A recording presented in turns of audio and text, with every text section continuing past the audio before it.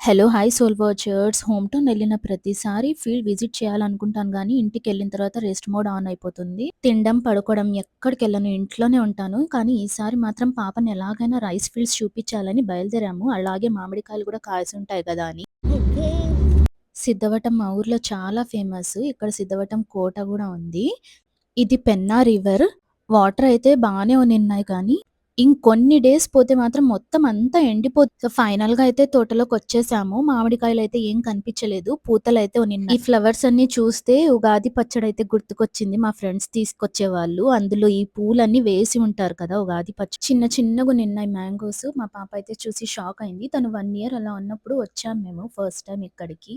అప్పుడు పెద్దగునిన్నాయి మ్యాంగోస్. ఇప్పుడు చాలా చిన్నగున్నాయి. ఇంకొన్ని డేస్ పోతే ఇంకా కొంచెం పెద్దగొస్తాయి. ఇప్పుడిప్పుడే స్టార్ట్ అవుతున్నాయి. ఇంకా ఇక్కడ తాటి చెట్లు కూడా ఉన్నిన్నాయి. మా పాప హైదరాబాద్ టు కడప వెళ్ళే దారిలో అవేంటి, అవేంటి అని అడుగుతుంటే రైస్ ఫీల్డ్స్ కూడా ఎక్కువ ఉన్నింటే చూపిచ్చేదాన్ని నేను.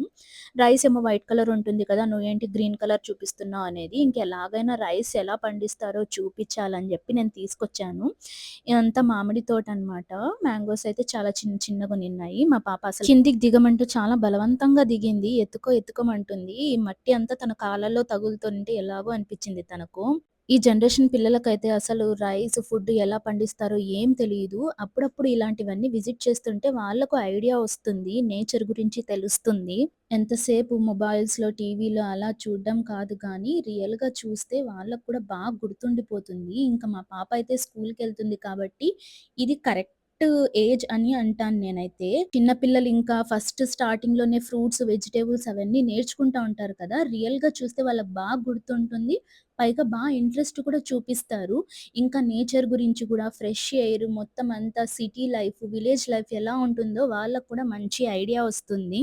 మనకు కూడా ఈ పొల్యూషన్‌లో ఉండి ఇలాంటి పొలాల మధ్యలో వస్తున్నప్పుడు మంచిగా మైండ్ కూడా చాలా ఫ్రెష్‌గా ఉంటుంది. మా పాప కోసం అయితే కొంచెం వరి అలా తుంచి నేను బయటికి తీశాను. తనకు రైస్‌ని చూపిద్దామని చెప్పి.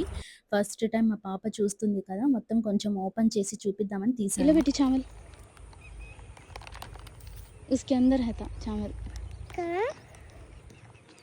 छिलको दिखाते हैं देखो मैं ओके दाना खाना इसके अंदर दाना था बेटी ये हाँ। देखो ये वाइट है देखो इसके अंदर वो चावल दाना खाना ओके तक गया। ओके अभी बनाना ही बेटे अभी थोड़े दिन जाना समझ में आया పొల్యూషన్ లేకుండా బర్డ్స్ సౌండ్ అలా మధ్య మధ్యలో వస్తూ చాలా ప్లెజెంట్‌గా ఉంటుంది. వీడియో నచ్చితే లైక్ చేయండి, షేర్ చేయండి. నా ఛానల్‌ని సబ్స్క్రైబ్ చేయకపోతే సబ్స్క్రైబ్ చేసేయండి. నెక్స్ట్ వీడియోలో మళ్ళీ కలుద్దాం. బాయ్.